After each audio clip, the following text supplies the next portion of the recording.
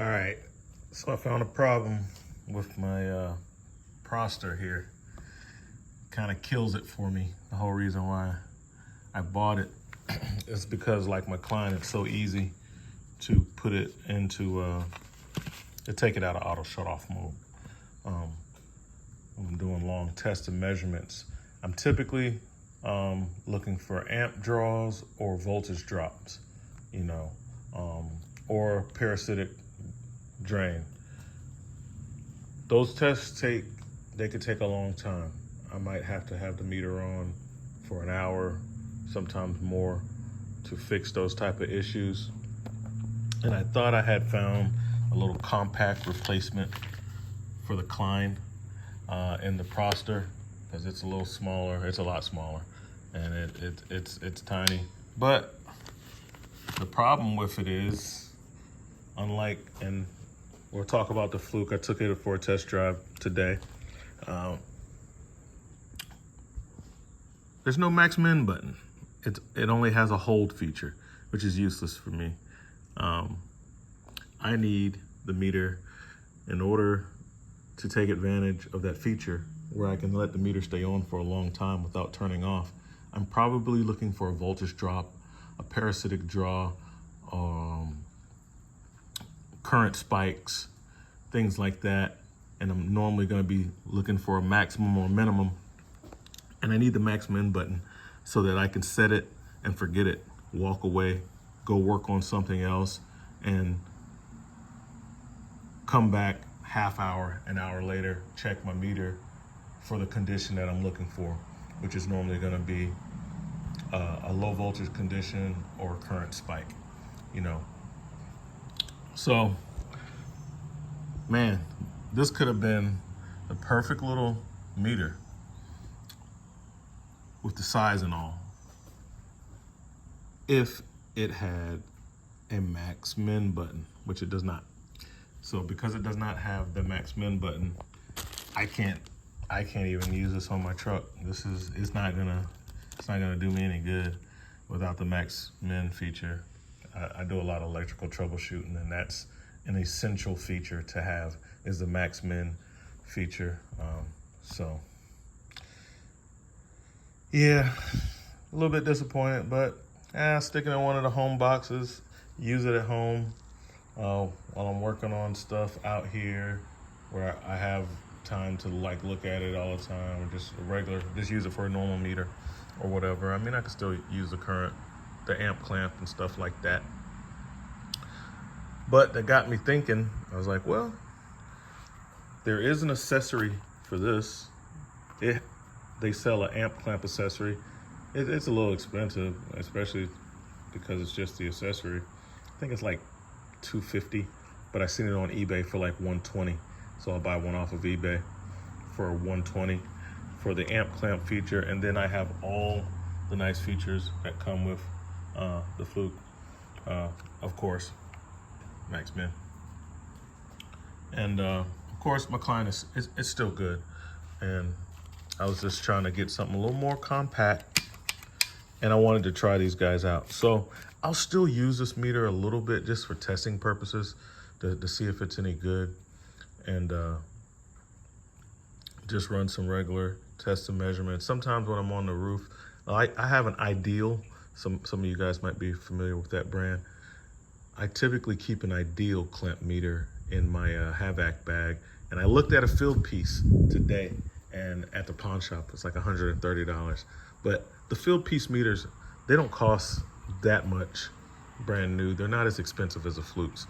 Some of them can get up there depending on what you're getting, but they're for that price for the field piece that I was looking at, I might just pay a little extra and buy the new one. But yeah, disappointed, no max min button, so this is out. But I could take advantage. I could use the leads and the clips and the bag and everything, especially when I buy the test lead kit for this that comes with the. So in order to get this, I have to buy the whole test lead kit. It's like $80 on Amazon, and it comes with the leads and some other things. Speaking of the leads, while I was using this, I was working on a control unit in the AC, so I had my little giant step ladder out, the one that I feature on the channel, the 4-step, and that thing is working out great, guys. And it has a tool tray. When you put the handle up, it has a tool tray. I sit the meter into, it has a slot that fits that on the tool tray for the ladder. And I have that sitting like this while I was working on an air conditioner. And I was having to do a lot of tests and measurements because thermostat wasn't quite working right even after changing out a new control board. So I needed to see where my voltage was making it to, where it wasn't making it to. And the leads on these things, they're awesome. These Fluke leads, which a lot of you guys already know who use the Fluke stuff. It's awesome. Look how long the leads are. I got it at the edge of the toolbox. And this is like a 70-inch toolbox.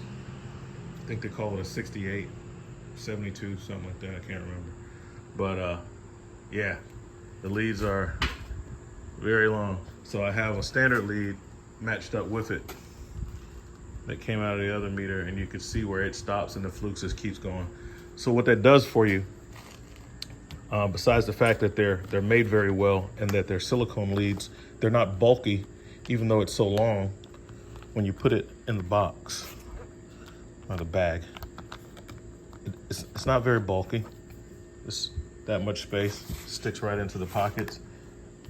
And I'm able to leave the meter down low and reach way up into the ceiling assembly to test stuff in the control box while it's still mounted. I didn't have to take the control box down because my meter leads wouldn't reach, which I would have had to have done if I was using something like this with a standard size meter lead. It's another reason why I bought the set of Lang retractable meter leads, which come on a big, it's like a little disc, little canister type deal, retractable test leads. But they're not silicone, and that is a little bulky because of the container. And then you got a little bit of resistance and stuff because it's going through like 30 feet, 20, maybe it's 25 feet of lead. So, you know, but this works out great. These leads are awesome. And like I said, this meter is brand new. I took it out of the case and looked at it. It looks like no one ever even used the thing. I just lost one of these. I used this. I said, I'll use it first and see if it's worth even getting. It's worth getting. And so yeah, first trip out, it's big. I that's why I wouldn't shell out the $600 or $700 or so that this costs to get one of these because it's so big.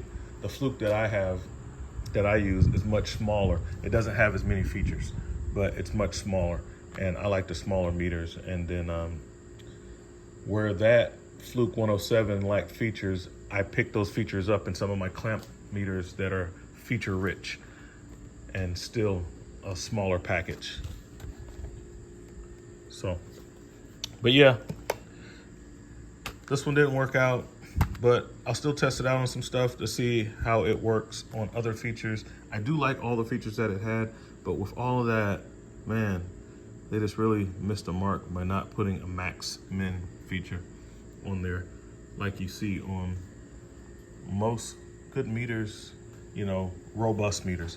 You know, you can have a really good meter that doesn't have a lot of features because that's not the target audience for that meter. That's not the application that people are buying that particular series meter for, so it might not have it. But yeah, a little bummed out about that, but really stoked about these leads, and I definitely will be taking this out of this bag and using this bag. I'll use the bag to hold all of my different leads and stuff. It's a good bag because that's what I'm finding that's in the way in my electrical bag. I have a lot of different specialty probes and leads and stuff, and they're just in the little plastic bag that they came with because, you know, it's this Chinese stuff that I got off of Amazon, but it works really well and it's built well. And but they're in the way, and they're just in a little plastic Ziploc bag. So I'll just steal this bag and put all my test leads and pack this thing fat with all my test leads and have that hanging off of my electrical bag. And I'll just put this in just go in toolbox. That's where that'll go. But every meter has its place. Like this is a cheap $5 Harbor Freight meter. I have a couple of these, and I'll tell you what they're good for. If you're troubleshooting an issue with a speaker, if you're troubleshooting a speaker on a non-amplified system, you can use it on an amplified system too, but if it has a small amplifier built into the receiver, or hardly no amplifier built into the receiver, and you're trying to figure out why the speakers are not working, the audio signal will show up on a meter as a low level of AC voltage. So you can set your meter to AC voltage, and you can pick up like be something like 3 volts, 1 volt, and as you turn the volume knob up and down on the receiver, you should see the voltage change. So you can check that at the receiver, and you can see that voltage there, and then you go to the other end to where the speaker is connected, and you can tell if your signal is making it there. If you don't have a test speaker or something else, you can do that with a multimeter, looking at AC voltage, right? Now, if you have like an amplified system, you could do the same thing, but it's much higher current. So like if you have like a really good, like a JL audio amplified system, and when you're setting those up, if you read the instructions, you need to use a multimeter to even set those amplifiers up. And you're reading when you're using a test CD for the 50 hertz signal and the 60 hertz signal and the 45 hertz signal, you're trying to get a certain voltage on the meter. At that point, you can use a regular meter, a good meter. And so 1,000 watt amp tuned out right, you should get about 90 volts. You'll be getting about 90 volts on that, 90 volts AC. But on a little small head unit, a little radio, and you're trying to test these little speakers and you're troubleshooting that's gonna be very low levels of AC voltage. And that's what those little cheap meters are good at. Some of my more expensive meters, they don't do so well reading very low levels of AC voltage, especially like under a volt and stuff like that. But this one seems to work really good doing that. So they all have their place, and I like them. That's why I have so many meters. I do a lot of, like I said, working on a camper. Over 75% of what you work on is going to have an electrical component. There's going to be some electrical troubleshooting involved on almost everything that you work on a camper. You know, even the brakes, they're electric brakes. So yeah, guys, that's what we got. I'll catch you later. RV Tech Pro.